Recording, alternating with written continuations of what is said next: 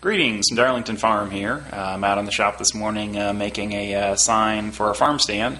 Kind of tired of people asking me if our produce is locally grown, so I just am making a sign that says grown on our farm. And anyway, here's what the sign's going to look like. Let's say it is going to be 10 by 16 inches. I made it in making it in Vcarve Pro here, using a relief cut or a pocket cut rather, and then a texturing toolpath. Here are the vectors. I guess I can kind of go through making the vectors here. I started off with a rectangle tool here. I made a perimeter up here for the sign, and that'll also serve as the boundary for our pocketing. Now I came over here and used the draw text within a vector tool, created my text in my previously created vector box, and then I also need to do an offset from the text, which is right here. This is the actual text I created, and then this is the offset. This offset serves as the boundary for texturing, which we will create later.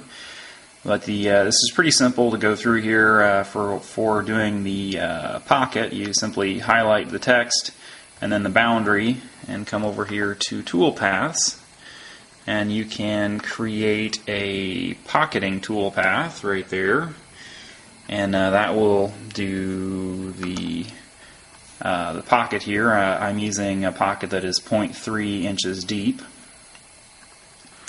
And then we can select the outer vector we created here by using the offset tool, and then again the boundary, and then that will make the area for our texturing, which we can use this tool here for texturing toolpath, and that will give us this nice textured look in the background here. So that's how you do that one. I'm going to get going here and create my toolpaths. I've already calculated everything and obviously done the preview here, but I actually need to save it. Now I'm using a couple of different bits here right now.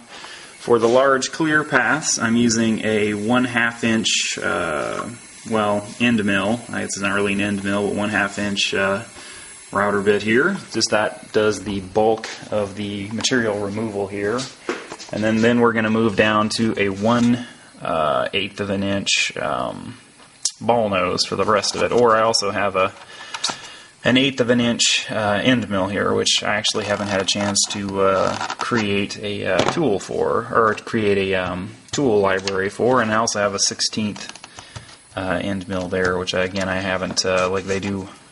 You can use those with Vcarve. I just haven't gotten around to making it work, but that's what we're going to use here. And I'm going to go ahead and create my pocket rough out pass here. We're going to save this tool path. Double check it first. 0.3 inches, pocket 1. Yeah, here are our tools. This is our large area clearing tool here, which is going to be the 1/2 inch end mill. And then we're going to do the final pass with a 1/8 of an inch ball nose. We're going to calculate it. You can name it whatever you want here. I mean, it doesn't really matter. And then you can preview it, which is already previewed, so it shouldn't change any, but there you go. Now I'm going to go over here to Pocket Clear and save this tool path. There we go. Save tool path, Pocket Clear. Now I just have a folder set up on the desktop labeled Tool Paths there, where I save a bunch of ones that I've done in the past, so I can just, instead of having to go through resave everything, I can just load it and go. So there we have our pocket toolpath here. Now we're going to open the control program that comes with the Shark. I don't use Mach 3. I downloaded the trial. It was way more complicated than I wanted to try and learn at the moment. So I may try may try Mach 3 here shortly, but I don't know. It's right now the one that comes with it is fine, so I'm just gonna roll with that.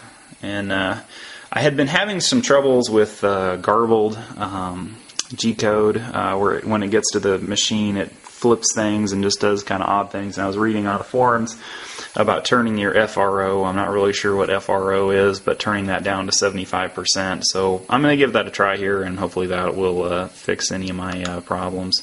Now I've already zeroed the machine here. Right now I've been using a center zero, which I find just easiest for the time being, where I just put a mark in the middle there. That way I can just move my material around the table wherever. I'm going to double check that I'm zeroed here. There we go. We're set at 0. Now I want to jog up from the 0 mark. Rather, actually need to jog up a bit more so I can get my dust shoe on there. There we go. Now this is a Kent CNC dust shoe. I absolutely love it. It just runs, or it just clips right on here, or rather it has a magnet. Pops right up in there. Whoops. If I actually get it in the right holes, this is kind of hard to do with one hand. There we go. Whoops. Oh.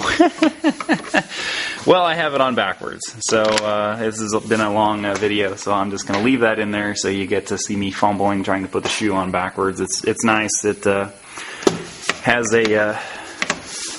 an extra set of bristles in there, so the bristles don't get sucked up into the dust hose, which means that it's asymmetrical, and yeah, you have to not be a complete idiot to put it on there. Anyway, so there we have the dust shoe on there. We're zeroed. Now we can load the G-code, which we are going to load, and this will open up my folder where I keep all my tool paths.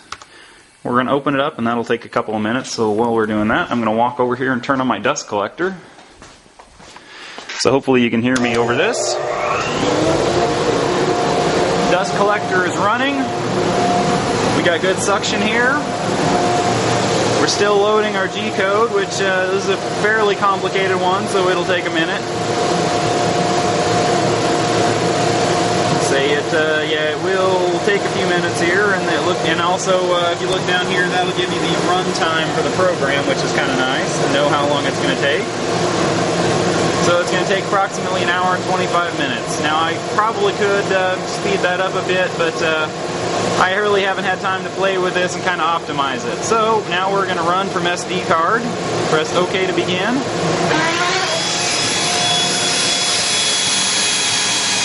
Now we're running. And I love this dust shoe. There's virtually no dust at all in here, so that's pretty slick.